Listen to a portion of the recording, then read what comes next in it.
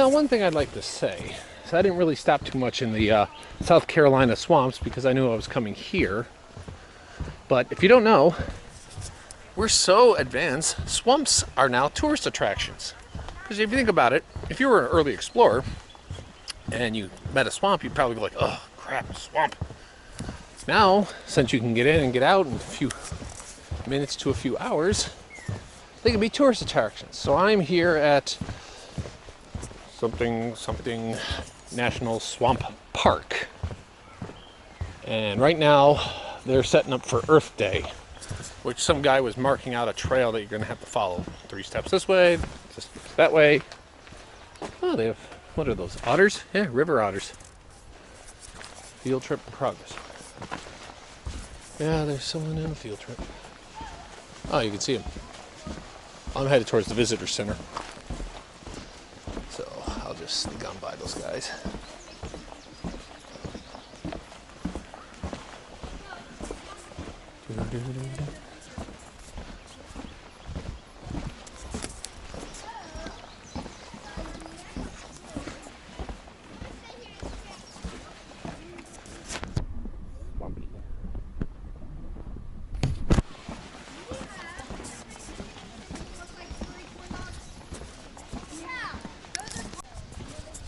Okay, they have a couple field trips here. You know, obviously if you're in school, you're learning. They had a little rope, not sure what for, probably to separate the groups, because I can't imagine that they didn't want you crossing. They probably put up a sign. I have no idea what that's for. You can see a river runs through it. Now most people just think they need to do preserves for swamps because of the animals that live in the swamp, and that is true. There are animals that only live in the swamps, but there are also bigger reasons. One of the things is this is a huge breeding ground for bugs, and bugs are going to play a really important thing in the ecosystem. So even though there are a lot of animals that live exclusively in the swamp, there's some that just kind of visit here and feed, and they live in other places. So if you lose the insects, which swamps are huge for, you lose a lot of birds. Oh, like that one.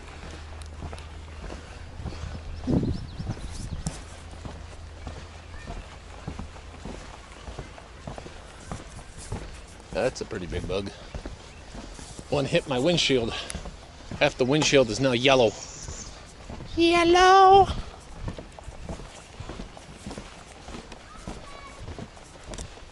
Okay, this should be the visitor center where I can learn more about... Maybe they have Swamp Thing here. Again, swamps are tourist attractions now.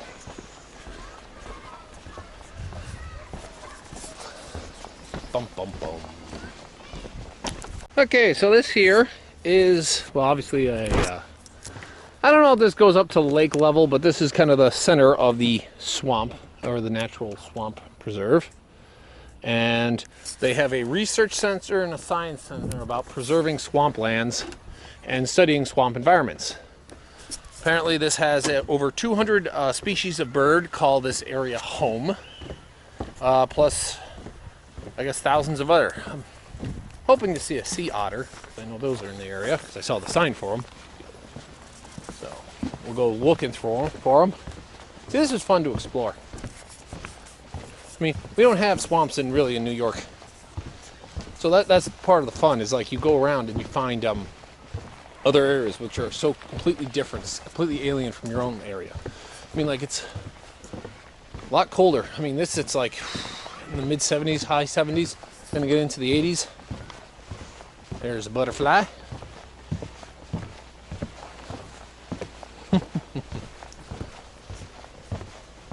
I'll just walk around for a little bit. Read some of the stops. See if I can find anything interesting. And do some wildlife watching. Oh. Well, this is a big place. It happens to be right next to an airport, which I guess makes sense because, you know, nobody wants to live next to an airport. Member of Hale Barrett. Okay. This looks like some place where they do some kind of demonstration, or they maybe do some bird watching here. I mean, that would make sense. You can see a number of trees. I haven't seen that many birds. Not that many animals either. Well, then again, I guess the daylight hours aren't really active, but maybe in the evenings they are. That is a big bee.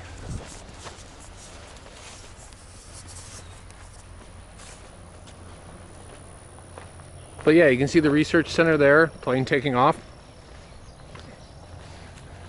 They do all sorts of research on conservation, best manners, ways to restore, help promote the proliferation of the species that live here. So this is a research center and an educational center to go along with being a national park.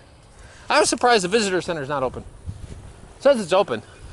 On their website they say they're open all the time, but apparently not today. Okie dokie.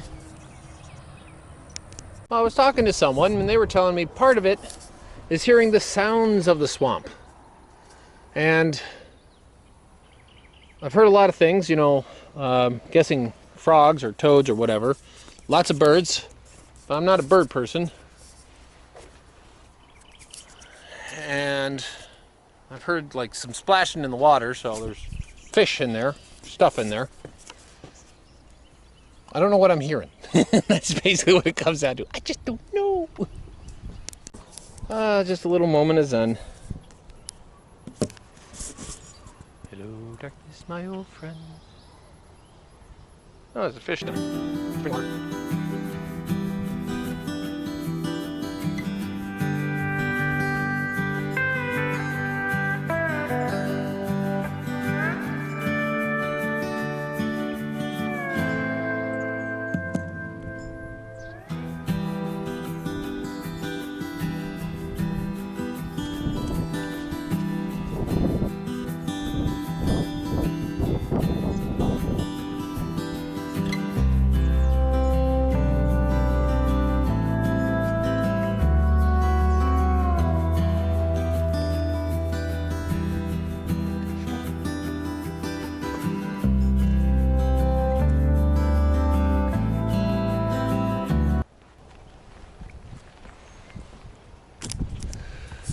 Well, it's a nice warm day, and you might wonder, like, oh, what can I do about the jacket?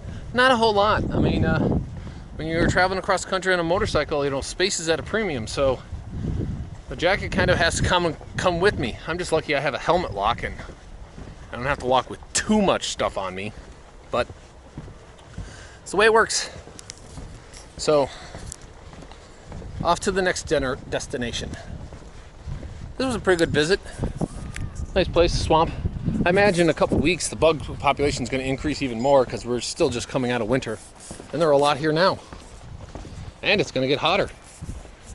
Oy vey.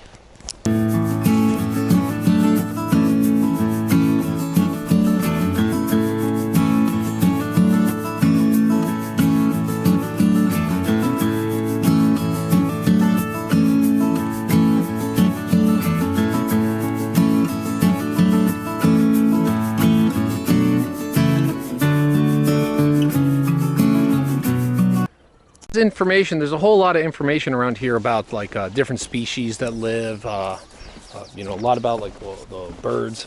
Big on birds here, not so much on some of the other stuff, but there's you know, plenty of stuff on birds, habitat, how many birds are migrating here and versus how many stay year long, you know, the aquatic species, all the insects. Few thousand species of insects live here, so a lot of information if you want to read it. Mostly about animals I'm not too thrilled about, so you know, I just kind of work off what I got. Obviously the school people are up in that area. They got a big bunch of field trips, which you can kind of understand, you know. This is a good visit. You know, you can spend like an hour or two, kind of like looking around,